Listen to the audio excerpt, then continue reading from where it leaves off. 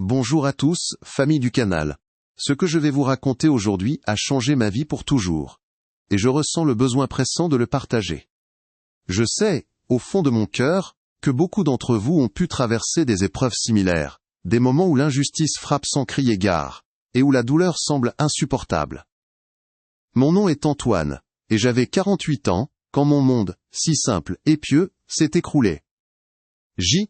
était l'abbé Antoine, le prêtre de notre chère paroisse Saint-Michel, dans la paisible ville de Clairvaux-sur-Loire.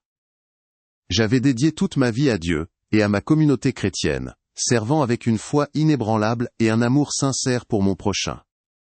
Dans l'histoire d'aujourd'hui, vous allez découvrir comment j'ai été accusé publiquement de détournement de fonds par évêque François lui-même, devant toute la congrégation choquée, et mes confrères du clergé. J'ai été déshonoré, déchu de mes fonctions sacrées, et jeté à la rue, ma réputation en ruine. Était une trahison si profonde, une humiliation si cruelle et injuste, que l'idée même de justice semblait être évanouie de ce monde. Mon existence entière s'est effondrée, me laissant sans rien, seulement la douleur, un sentiment d'abandon, et un désir brûlant de vérité. Ma foi fut mise à épreuve comme jamais auparavant. Écoutez mon histoire jusqu'au bout, du début à la fin, avec un cœur ouvert et un esprit attentif. Puis, dites-moi honnêtement, en toute conscience et sans jugement, qu'auriez-vous fait à ma place? C'est une question simple, humaine, qui résonne encore en moi et dont la réponse n'est jamais facile. Écoutez mon histoire jusqu'au bout, et dites-moi, qu'auriez-vous fait à ma place? Ce jour-là, j'avais 48 ans, et mon monde, celui de l'abbé Antoine, prêtre de la paroisse Saint-Michel à Clairvaux-sur-Loire, a basculé. Était lors d'une réunion diocésaine solennelle, sous le regard de toute ma congrégation et de mes confrères. Évêque François, une figure que je pensais bienveillante, m'a accusé publiquement, sans la moindre once d'hésitation, d'avoir détourné les fonds sacrés de notre Église. Ces paroles résonnent encore dans ma tête, froides et tranchantes comme une lame. Il m'a traité de voleur, de traître, remettant en question des décennies de service et de foi. La foule, d'abord silencieuse, s'est transformée en un murmure choqué, puis en un silence pesant de jugement.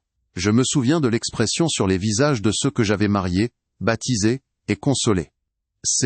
Était un coup de poignard en plein cœur, une profanation de tout ce que j'avais toujours cru et défendu.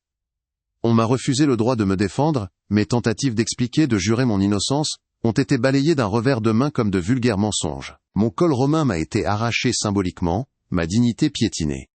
J'ai été escorté hors de l'église, le lieu même, où j'avais consacré ma vie à Dieu, sous les regards consternés et parfois méprisants.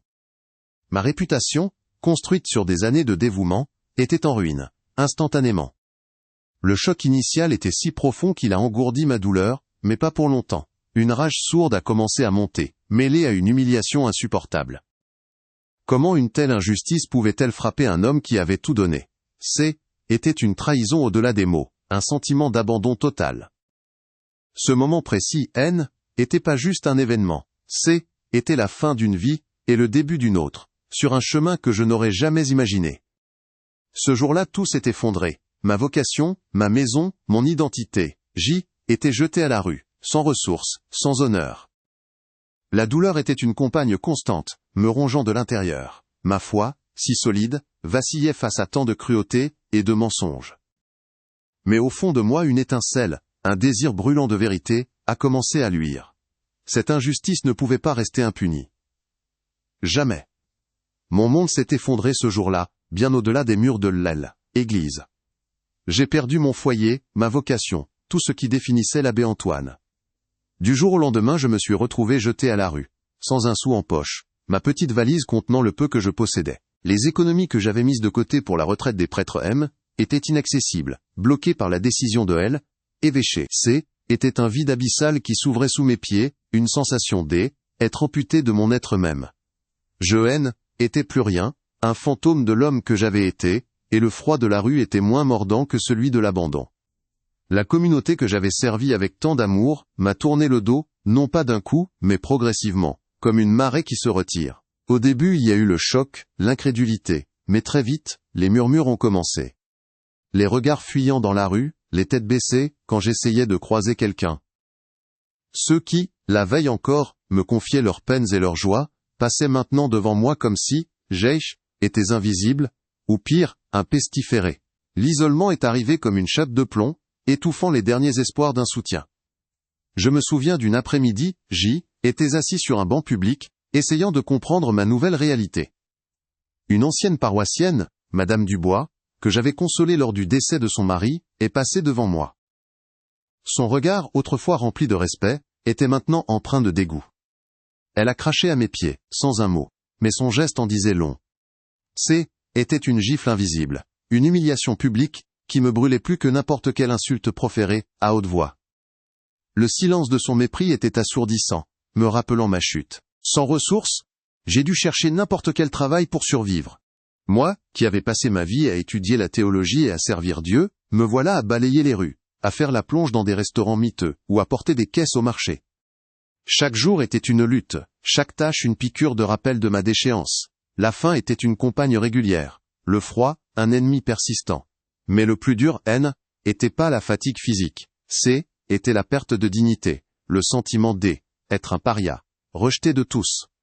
Ma foi, cette ancre inébranlable qui m'avait guidé toute ma vie a vacillé. Comment Dieu pouvait-il permettre une telle injustice? Comment un homme qui avait dédié son existence à ses préceptes, pouvait-il être ainsi trahi et abandonné? Les prières semblaient vaines, les mots de la Bible sonnaient creux, J. était en colère contre le monde, contre l'œil, Église, et oui, parfois même contre Dieu. Était une crise spirituelle profonde, un gouffre qui menaçait d'engloutir tout ce qui me restait de lumière intérieure. Le désespoir était mon ombre fidèle. Et pendant ce temps, évêque François, lui, continuait sa vie, apparemment sans aucune conséquence. J'entendais des bribes de nouvelles, par hasard, dans les conversations autour de moi. On parlait de ses nouvelles initiatives, de sa popularité grandissante, de sa potentielle promotion. Il était la figure respectée, l'homme de Dieu, tandis que J. était l'ombre, le coupable, le déchu. Cette prospérité insolente, bâtie sur mon malheur, était un poison qui se répandait en moi, nourrissant une amertume que je ne connaissais pas auparavant. Les quelques amis que je pensais avoir au sein du clergé ont également disparu. Aucun appel, aucune visite, pas même un mot de soutien en secret. La peur de la contagion, de se voir associé à un prêtre voleur, était plus forte que les liens d'amitié ou de fraternité. J'ai compris que dans les cercles du pouvoir ecclésiastique, la loyauté est une denrée rare, vite sacrifiée sur l'autel de la carrière et de l'image. J. était seul, plus seul que je ne l'avais jamais été, même dans ma vie monastique. Chaque matin, en me levant, je me sentais vide. Le col romain, symbole de mon identité et de mon service, avait été arraché, et avec lui, une partie de mon âme. Était plus l'abbé Antoine, le guide spirituel, le confesseur. J. était juste Antoine, un homme sans nom, sans statut, sans but. Cette perte d'identité était une blessure ouverte, constamment ravivée par le regard des autres, et par mon propre reflet. Était comme si on m'avait volé ma propre histoire, mon propre chemin de vie. Les nuits étaient les pires. Dormir dehors, dans le froid, sous un pont ou dans un abri de fortune, était une épreuve constante. Chaque bruit me faisait sursauter, chaque ombre me semblait menaçante. La dignité de l'homme, celle que je prêchais à ma congrégation, s'effritait avec chaque gelée matinale. Je me couvrais de vieux cartons, priant pour que le soleil se lève vite. Était une réalité brutale, loin des sermons et des chants liturgiques, une leçon d'humilité forcée et douloureuse. Un jour, alors que je nettoyais les toilettes d'une gare, un homme est entré. Il m'a reconnu.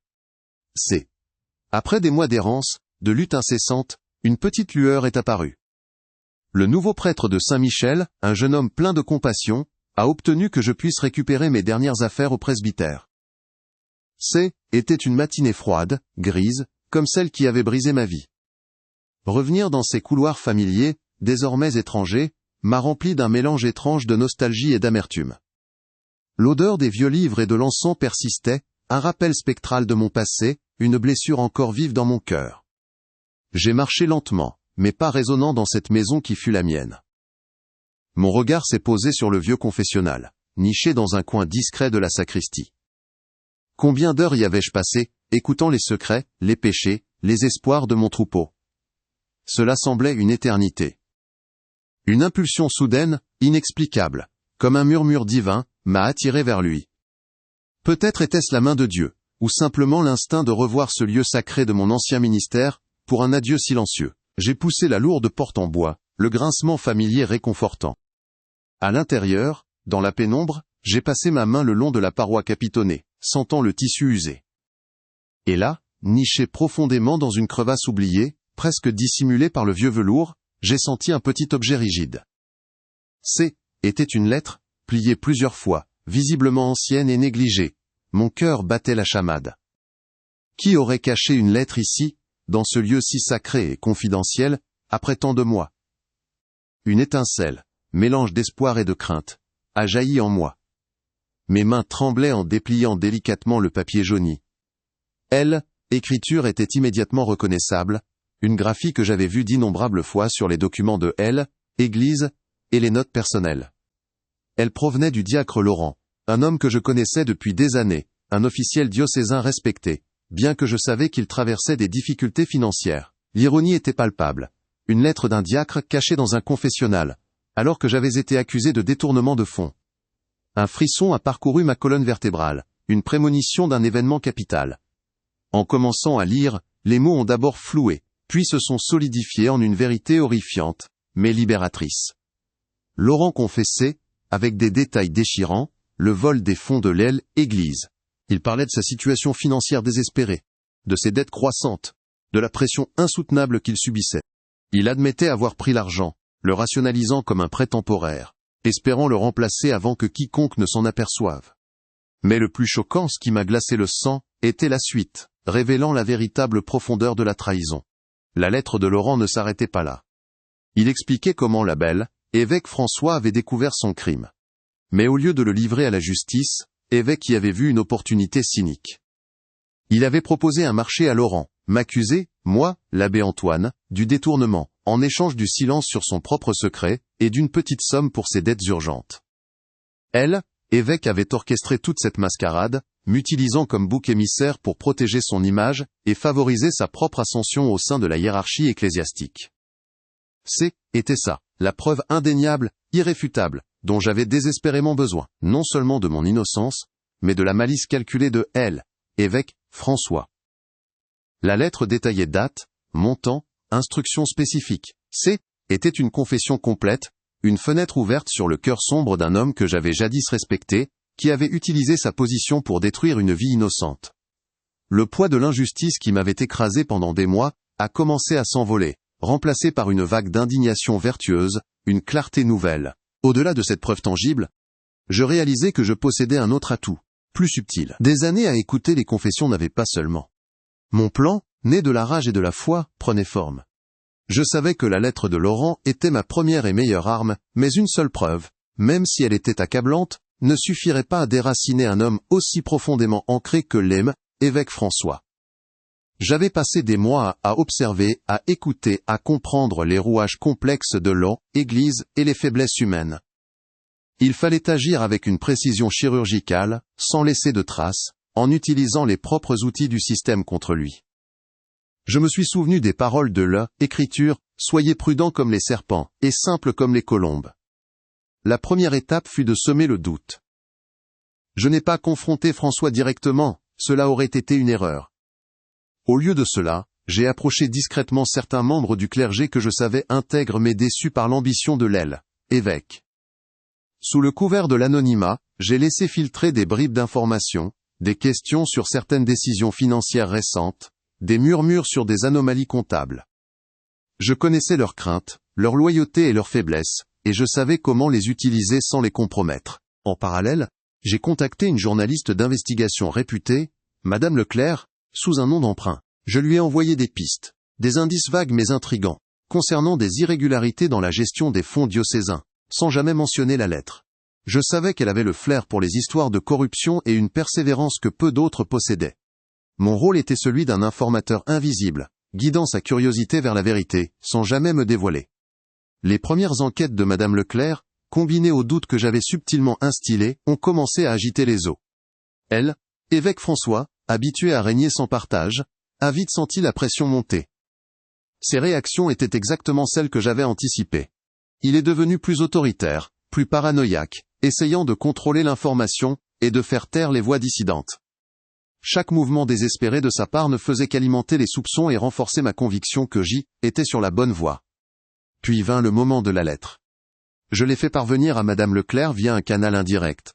Une méthode que j'avais apprise en écoutant des confessions de personnes cherchant à masquer leurs propres méfaits. La lettre, authentifiée par des experts en écriture que j'avais indirectement dirigés vers elle, a fourni la preuve irréfutable. Elle détaillait non seulement le vol de Laurent, mais surtout l'odieuse machination de François, pour me piéger et couvrir le véritable coupable. C. était une bombe. Le moment culminant a été choisi avec soin, le synode diocésain annuel, où Laz, évêque François devait recevoir une distinction importante, un pas de plus, vers une promotion encore plus grande. C. était l'endroit parfait pour son humiliation publique. Tandis qu'il commençait son discours, plein d'arrogance et de fausse piété, Madame Leclerc, avec le soutien de certains prêtres courageux que j'avais influencés, s'est levée et a présenté ses preuves. Le silence dans la salle était assourdissant, suivi par un tumulte de murmures et de chocs. Le visage de François, d'abord incrédule, s'est décomposé en une expression de pure panique et de honte. Sa carrière, son image, tout ce qu'il avait bâti sur des mensonges et ma destruction, s'est effondré sous le poids de la vérité.